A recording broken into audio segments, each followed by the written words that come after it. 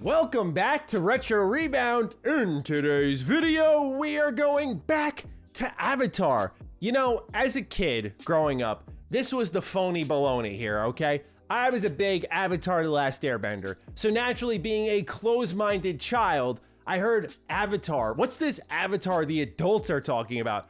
Oh, that thing? Yeah, they wish they were as good as the real Avatar. Copycats. I understand. I was really stupid when I was a kid. So, never really checked out Avatar. Watched the movie for the first time ever 3 years ago. Granted, that mindset developed and it was just eventually, oh, it's different and this is just something I'm not interested in. Fiance sits me down, I check it out. Pretty good movie. Still have yet to see the sequel, and now with Avatar Frontiers of Pandora, I was thinking to myself, this is a good time to talk about the OG Avatar game, which I've also just played for the first time. The interesting thing is, as I was playing a little bit of Avatar Frontiers of Pandora, seeing if I'd have time to churn out a review, spoiler, I did not, but hey, if you need quick impressions, kind of like if you enjoyed Far Cry, you've already played Avatar Frontiers of Pandora, but if you need that nice flavor, that coat of paint, it'll do something for you, no doubt about it, if you're a big Avatar fan. Anyway, playing that, I was like, oh yeah, Ubisoft game. And then, when I grabbed this one off the shelf, oh yeah, Ubisoft game. Kind of a weird full circle moment here. So I thought it'd be a great time to just fire up this game, see if it's one of those tie-in games, you know, the ones that leave me disgusted. I grew up with tons of those, and I feel like in a weird way, this channel has turned into covering a lot of tie-in video games because we all have a soft spot for the ones that do an incredible job. Shout out to all the devs who have done an incredible job on tie-in games where they had no reason to. So, is James Cameron's Avatar, the game, a drop in the bucket of mid, or is it actual true greatness? Well, I played some of it to find out, and I'm excited to share some thoughts. Ladies and gentlemen, if you're new here and you're into nostalgic, retrospective content, you're in the right place. Consider subscribing. I want to begin with actually the story for this game. Now, when it comes to the first movie, the story didn't blow my socks off. I mean, granted, I was, what, like 8, 9, 10 years late, somewhere in that range. Way after this was like a big deal. So I enjoyed it. I thought it was pretty good, but I wasn't like in love with it. Especially the story, I don't think that was the big draw. It was the visuals and just how spectacular it was and how well it's still aged to this day. But really with Avatar, the video game, the story here is interesting because of, I'm gonna say it, the agency you have over it. Game developer's favorite term, agency. But seriously, I was very surprised by this because off the rip, Avatar the game, bit mid to tell you the truth, but when it gets really cool is when you get a choice. So around the first hour, you're running around as the RDA, you're meeting a bunch of characters that you're gonna see throughout the main story, doing some fetch quests, collect this, kill that, going all over this hub area.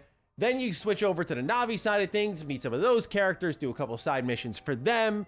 Thinking to myself, okay, so this is kind of cool to immerse yourself in this world if you really love this, but otherwise, you know, not crazy about it. Then it kind of made my head snap when I went, oh, interesting. They give you a choice on which storyline you actually want to go through. So you could play as the RDA storyline or as the Na'vi. And each storyline is unique with different endings. I thought to myself, okay, this is that flavor that gives fans coming in who have already seen the movie like a little added oomph to it, which makes it fun to play. And so that was to me the really exciting part. So I picked Na'vi and my opening missions were completely different. And I just really appreciated what they were doing here story-wise because you know me, I love RPGs. And RPGs are defined by, well, a number of things, but mostly for me at least is choice and consequence in the storytelling department. And while this is no RPG, I appreciate when a game's story is willing to say, hey, which way do you want to go? It kind of reminds me of Marvel Ultimate Alliance. It's not a massive, sprawling, choice and consequence rich RPG, but there is a point you choose to be pretty much pro-hero or anti-hero, and I always love that about this game. And then here in Avatar, you kind of get the same thing, so you get 2 reasons to play the game, and it adds a little meat to the bones, especially because the gameplay styles for each side of this coin is particularly different, which we'll highlight in a little bit.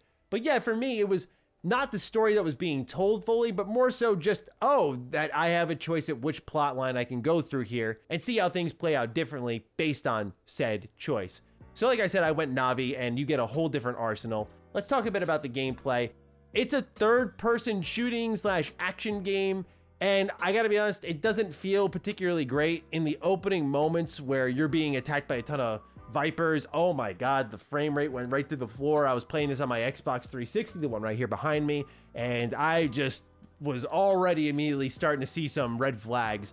However, where it starts to pick up is as you complete these quests, as you beat these enemies, you're going to gain XP. And when you level up, you're going to get packs like your veteran pack, your scout pack or whatever.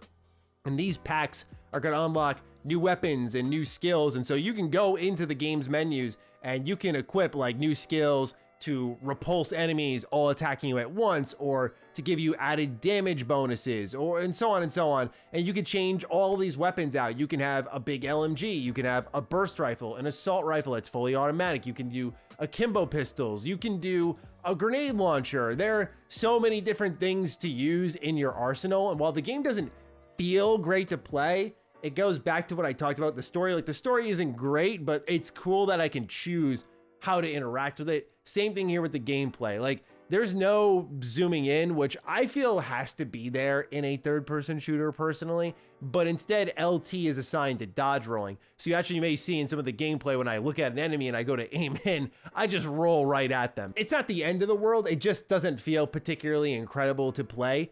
Where it does feel surprisingly good is actually the melee combat, which is more of the Navi focus. So RDA is most of those guns I was telling you about. In fact, you can get a skill that lets you call in an airstrike, which is awesome. But when it comes to the Navi, you can actually go full melee. And so you'll get a spear, you'll do these crazy flips to dodge out of the way of enemy attacks, which is awesome. And then you'll just rinse them in a couple of hits. I also love how Avatar plays with scale, something that I did like when I had played Avatar Frontiers of Pandora, which is that as the Navi, you are big compared to these humans. And so when you're taking out a spear and cutting through them, some pretty good stuff. So that's kind of the general gameplay and story premise. You get to play around with different play styles based off the story choices you're making. You can kit out your character a little bit differently. For example, like the Navi have the bow and arrow, which I didn't find particularly great in the story mode with how much chaos and gunplay is ongoing. You're probably better off just taking out a actual fully auto assault rifle, but it's cool that the option is there. I got much more to say on the gameplay though, because it's not all sunshine and rainbows, but of course, we have this game here. Why not go through a complete in-box experience of Avatar, the game? Here we have a Xbox 360 copy of James Cameron's Avatar, the game. Really like the box art here. The back of the box says, "Enter the world, ignite the war. Use weapons ranging from futuristic firepower to massive creatures. Enter an unseen world in James Cameron's Avatar, the game, the official video game based on the epic action-adventure movie. Journey deep into the heart of Pandora and ignite the ultimate war or an alien planet beyond imagination.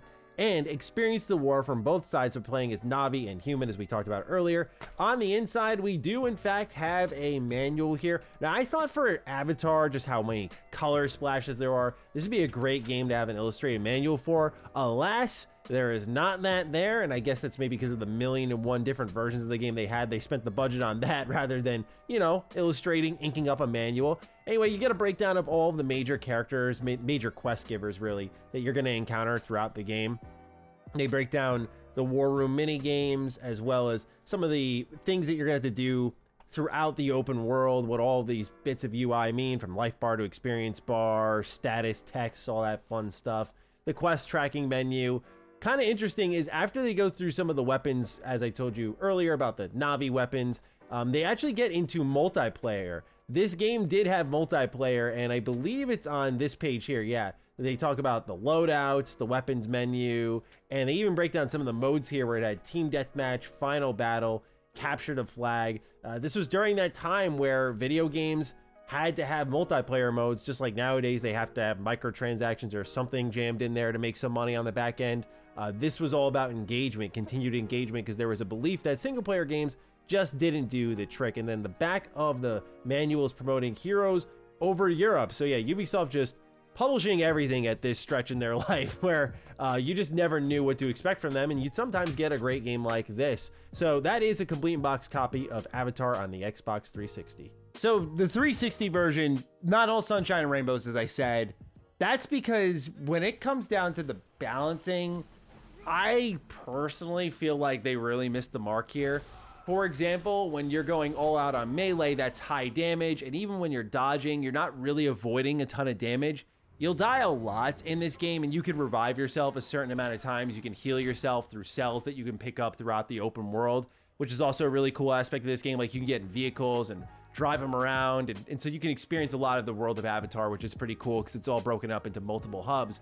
However, when it comes to the actual gameplay balancing, like if you're not using, I'd say, a gun of some kind that gives you a lot of ranged advantages, you're probably going to end up dying a lot. And so it de-incentivizes playing in the fun ways. Like, oh, the Na'vi would probably use melee and bow and arrow, but they really stink compared to the standard guns you get. So why would you ever use them? And that's kind of how the game fights against itself a little too often, in my opinion. Otherwise, this is one of those really interesting tie-in video games where, oh my gosh, the amount of versions this game has, from Wii to DS to PSP, all of them being mildly or extremely different, especially the portable versions. Like, you'd think what you got on PSP would be similar to what you got on DS, but like the DS is more of a top-down action game, whereas the PSP game, probably not the best indication of what the world of Avatar is, but it's this more third-person action game where you play just as the Na'vi. So they're all different takes and different approaches, which you know is my kind of thing. But I gotta keep it real that none of them really called my name, and I think that just stems back to the original movie. The original movie never really called my name either. Even when watching it, I was going, okay, I don't regret the time spent, but I'm also not going, man, I love that.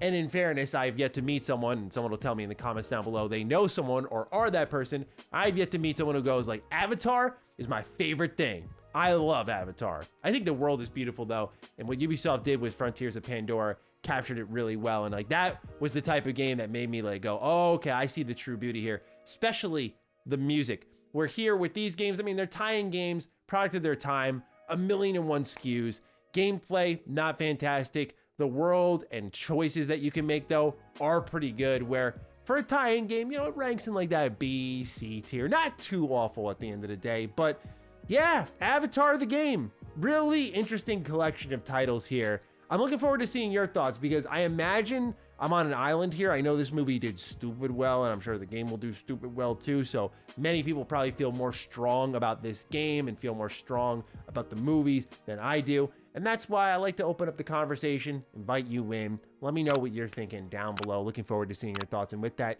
take excellent care of yourselves, and I will see you on the next Retro Rebound. Peace